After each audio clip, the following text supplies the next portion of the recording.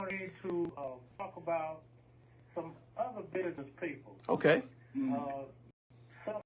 Some of them may not have been millionaires, but they were certainly prosperous Tuskegee businessmen. Wow. And I have a list of them. Okay. And I want to read my list and come back and talk about them. Okay. Sound good. I want to make sure I got all of them in. Okay.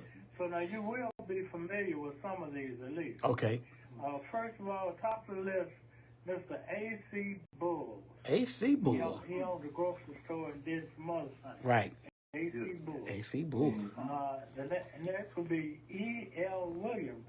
Not many people knew E.L. Williams. Okay. But he was a contractor, and he also lent mortgage money. Wow. Think about that. Wow. All right. Then there was a Mr. Reed. I can't remember his first name, but he was a farmer, and he had sons that he named them what he wanted them to be. Oh. One was Preacher Reed, and another one was Lawyer Reed. Okay. He was kind of laying out Yeah. what he wanted them to do. They didn't do that. They had a service station. Right. Okay. Now where Yarb is. Right. Okay. Yeah. Well, y'all be at okay. But they were prominent. Had a, I think it was Phillips 56. They had a franchise service station. Okay. Next one is Anthony T. Reed. Okay. Mr. Reed owned Reed's Haberdashery and Real Estate. Okay. Then there were the Marable brothers. Marable. The Marable brothers. That's right. Some of them still around. They were very prosperous and really helped move the community forward. Right. Mr. Frank Bentley. Frank Bentley. Frank Okay. Bentley on People's Funeral Home. Oh, okay. He was also a city councilman. Wow. And he was active in civil rights as well. Okay. Mr. L.A. Locklear. L.A. Who Locklear. owned the funeral home also and became the tax collector for a period of time for Macon County. And then one that Guy had already mentioned, Mr. E.W. Frazier. Okay. And he was right across the street from where I started out here at Alexandria Company. And Frazier was right across the street with a Gulf service station. Wow. And, of course, he had his car dealership over there, too. And then his wife was a prominent figure in his business operation as well. Wow. And I can't leave this list out without mentioning two guys that really founded the business that I came to Tuskegee to manage. Okay. And that was John Drew and T.M. Alexander. They owned Alexandria Company. It was initially named Drew Alexandria Company.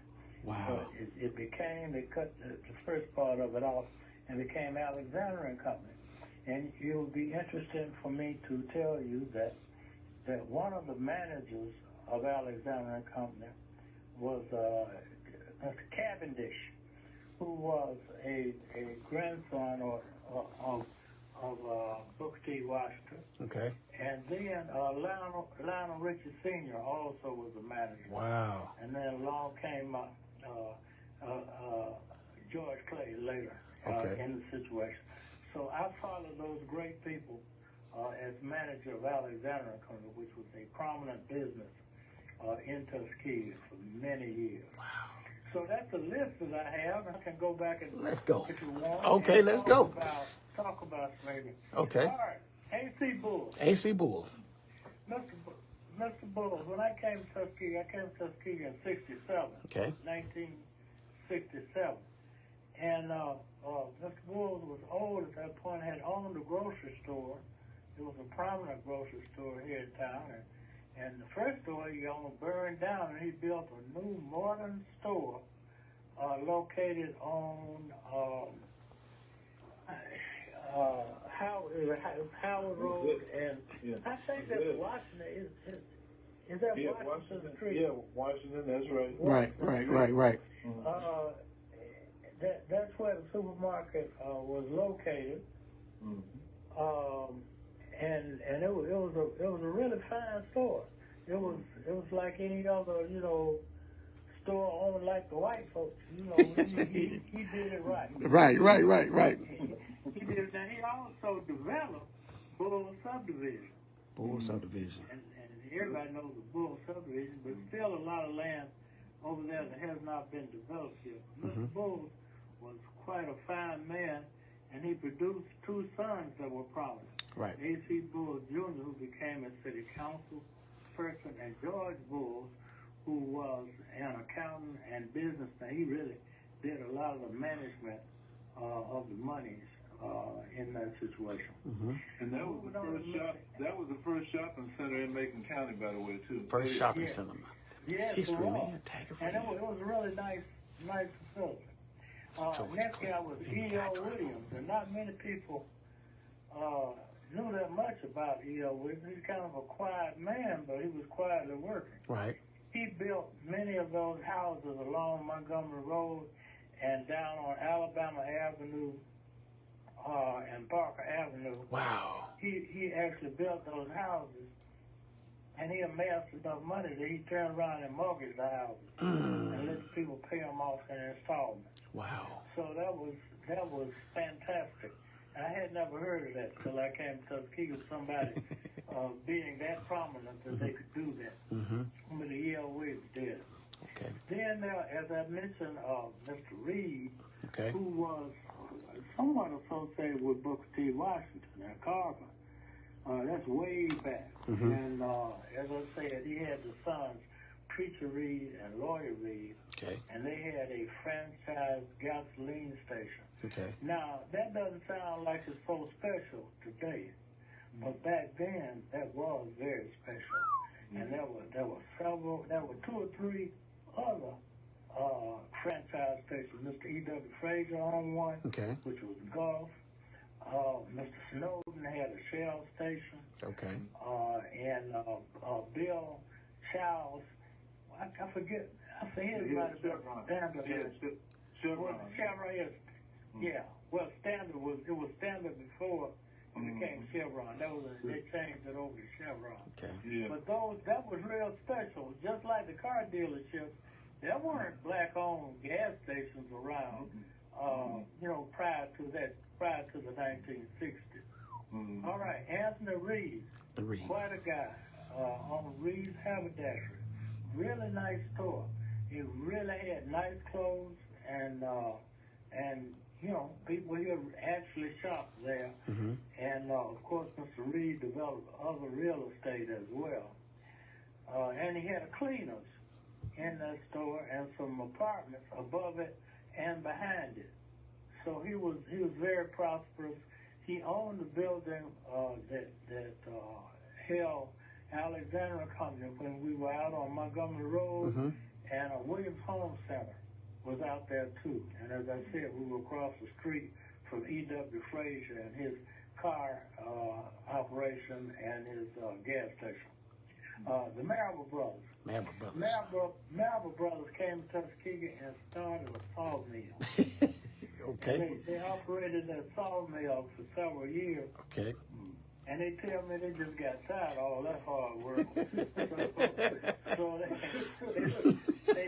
they took the wood that they had cut up and made into planks and started building houses. Right. And Wow. So they first built houses for themselves. Okay. And they did so well with it that they started building houses for others. Wow. And so eventually they went on to develop Marable Subdivision, which, I don't know, must be, 30, 40 houses out there. Yeah, it is.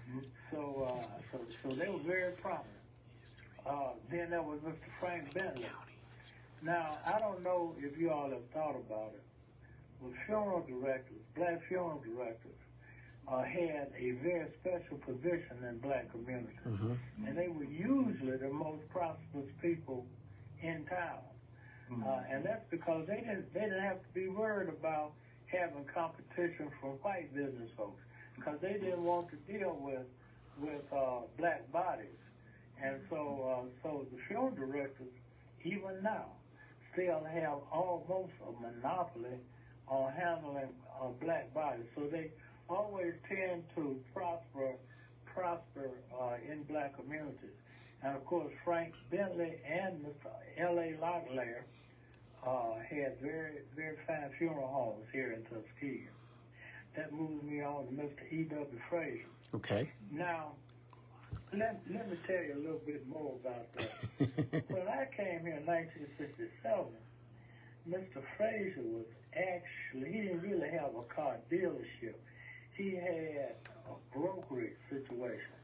He would take people over to Columbus. You know, if you wanted a car, no matter what kind of car you wanted, he would take you over the car. And he had arrangements in Columbus with white dealers over there where he could sell your car and he'd get the commission off of it. Mm-hmm. And Wow. that's what he did initially. Then I guess it was around about 1970 or so, he teamed up with a Jewish guy named Bunny Corn. and they established Fraser Corn Chevrolet automobile. And that was the first black Chevrolet dealership in this country. And they did very well with that for a while. And then Bunny Corn decided to retire, and he sold his interest to Dr. Ellis Hall. And Dr. Ellis Hall and Frazier operated the dealership for a few years now. And Dr. Hall's wife was an equal member, also equal partner, also. Oh, what? See, I wasn't what it Lil. Lil Hall. Yes, sir. Okay. Yes, sir. Well, that's surprising, but it was Frazier Hall, and of course, Dr. Hall was the director of clinics and School of Veterinary Medicine at Tuskegee University. And so that was his first big venture, and then later he went into business with me and Dr. Hopper, and we bought WABT radio. We changed it over to WBIL radio, and then later bought an FM. Well, we bought WVAS, which was created by a guy named William Gordon here in Tuskegee. We bought that. Okay. And made it financially viable. So that kind of concludes the list that I have. Now there were many other prosperous business people in Tuskegee back in the 1960s, 1970s, and 1980s. But that's just a list that I came up with that I sat around and thought up last night. Wow. We can talk about any one of those that interest you. Okay, well, hold up. We got another one that I need you to comment on. Okay. That most people don't know about. And I mean, they know about this business, but they don't know the background of it. And in other words, what it was. And that's where I want you to talk about, please, the Tuskegee Inn or the Holiday Inn at exit 38. Because most people don't know the background on that. Come on. Yeah. Check it out. Yeah, history, man. That it was opened in 1973. Okay. And I remember very well because my son Adam was born on the day of the grand opening of that hotel. And it was a Holiday Inn. What happened on that is that Lucius Amerson really had the idea that he wanted a hotel. And so he bought the land that's across where the Powder gas station is now on I-85. On the other side of the expressway, he bought that land over there. Okay. And he wanted to put his hotel over there. He couldn't quite he didn't quite have enough money to do it, so he got some partners. He got Charlie Will Hayden and Dr. J.M. Henderson and 2 or 3 other guys, and they all came together, and they went for a Holiday Inn franchise, and they were able, since you had some Tuskegee professors involved in it, they were able to get land from Tuskegee University. The land was owned by Tuskegee University, where the Holiday Inn was built. And right now you have, Church Fried Chicken in that Popeyes. particular location. Yeah, Popeyes chicken. Popeyes. You close. They all good chicken. That's right. All that good. That's the chicken wars. Yeah, it's a chicken war going on now. But that was the Holiday Inn location. Right. And that is how that situation evolved. And What else about that guy? Yeah, what I understand is that was the first black-owned franchise for a hotel in the country. Right. You know. Yeah. So I know it was the first Holiday Inn. I didn't know it was the first franchise. I would like to know how many rooms was there. How many rooms was at that hotel? That's a good question. Is it more than 100? Probably about 30 or 40. Okay. When they had the fly-in, when they had the Black Airmen fly-in, the Tuskegee Airmen members would stay there, and they'd have breakfast together and everything before they came to show out across the road. And so it had quite a few. And I got one more question. And they had other events there too. Yeah. I got another question. Right across the street, well, right in front of that the hotel. Now, I think I remember when I was a young kid, it was a gas station right at that little corner area, wasn't it? Oh yeah. What was the name of that gas station? Adjacent to the hotel was Texaco. Texaco. Okay. One Texaco station was owned by Bob Perry. Bob Perry. Okay. Across the street was the Chevron station. Wow. And I forget the guy's name that owned that Chevron. Okay. So you had two stations. Two of them. Okay. In that location.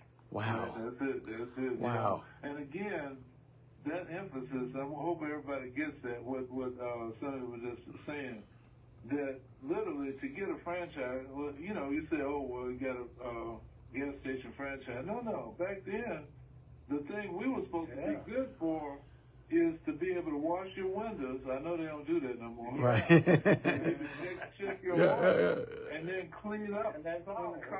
When the cars left, you had to clean the bathroom. Right. Clean the what is that place around the pumps? Pick up the trash. Pick up the trash. Yeah. That was what our job was. We weren't supposed to be owners. Right. Are you kidding?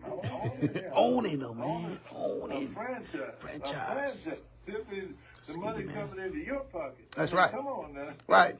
Right. That wasn't for. And see, Tuskegee broke all those different barrels. Go ahead, Senator. Yes. Yeah. Well, I have to tell you all that. I came to Tuskegee to manage Alexander and Company. I had no intention of staying here. Okay. I had just been in a isolated missile detachment in Greece in the Army, and I knew a lot of pretty young ladies down here. I had planned to go to law school at Howard University. Right. And so I thought I'd come down and stay down here about 6 months. Right. I had no intention of staying here. And I told Miss Foster, who came out of retirement, to introduce me to Tuskegee. Okay. And she came to Miss Foster was Lionel Richie's grandmother. Okay. And so she told me, I told her I didn't really plan to stay here, Miss Foster. She said, well, Tuskegee's got a way of growing on you. And so that was 57 years ago. 57. Wow. And I'm still here. Okay. There you go. Didn't pack your bag. That's it. The culture was so rich. Absolutely. And here was a place where you didn't have to worry about white folks taking over the business that you created. And you could compete fairly, in the marketplace. And that was so fascinating to me. And so that's why I stayed here. I saw so much opportunity here, and I still see great opportunity. That's right. Come on. We've lost the culture that we had back then. Right. But we're rebuilding now, and I have every hope and prayer that we can reconstruct the great civilization that I found when I came here in 1967. And that's actually what's taking place. A lot of us behind the scenes, But you know, I always say Frederick Douglass, his job in life was to get us off the plantation. But Booker T. Washington's job was to get us into civilization. And that's what he did. Just what you said. He put a community together that did not have a glass ceiling. You know, and I don't know if people understand when I say that, because usually you have a glass ceiling, you can see something, but you can't get there because the glass is holding you back. That's right. Well, he made sure that you could actually do it. And there had been some people that graduated from Tuskegee, left here, and came back because of the fact that they saw how that was, that Jim Crow was out there, and they saw it wasn't here. And there's a lot more to that story. I want to, because I know we're going to be wrapping it up soon, but I want to cover a couple things on a different subject, Brother DJ. Okay. We covered all the different names. That's right. But I want to leave everybody with something. These are things I want us to think about every time, you know, we meet, especially throughout Black History Month. It should be, and again, Black History Life. I'll put it like that. It's more than a year. It's decades, and, you know, we're going to be having Black History forever. One thing, a lot of things are going on right now, and especially this now thing they're talking about now of making it a federal thing for voting instead of all the states.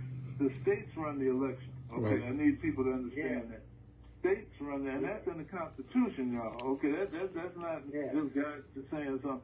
That's in the Constitution that the states are over elections, you know. And they've ratified the presidential thing, you know, that's done by the Senate and everything, and the Congress, but that's, you know, but I'm talking about the actual elections. So there's a lot of things going on, and people are trying to figure out, what can I do? How can I resist? What can I do? There are three things you could do that are there, you know, for this. And the first thing is vote, okay? Vote. And I'm saying not just vote, but also every month you ought to be getting somebody else in your family or somebody else to commit to say, I'm going to vote also. And then you make sure that they get there to vote. Make sure that they go that day. That's Remind them of it. That's right. And if you could do that, and that's 12. If you do one every month, that's 12.